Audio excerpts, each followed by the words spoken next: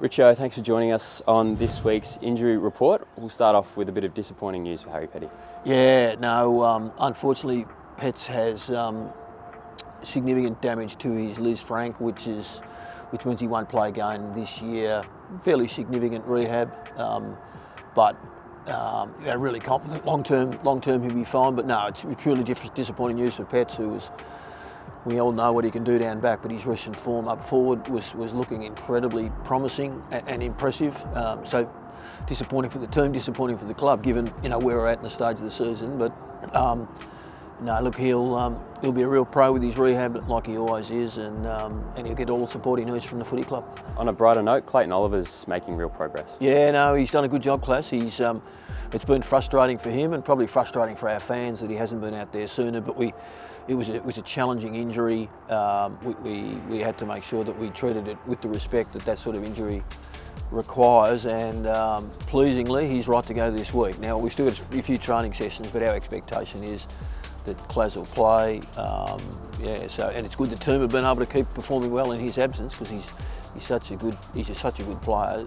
It's great to have him back, and we're going to have a fresh Clayton Oliver, leading into the finals, which is exciting.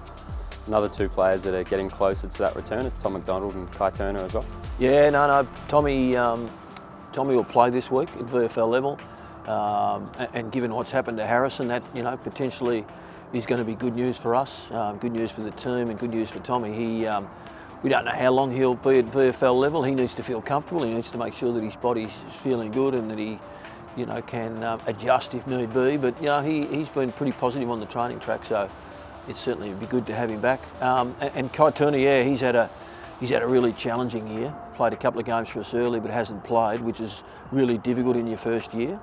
So great to have him back this week. He's, for the fans who wouldn't have seen a lot of him, he's a really quite an explosive last line defender, and got great speed. We're looking forward to him finishing off the year strongly.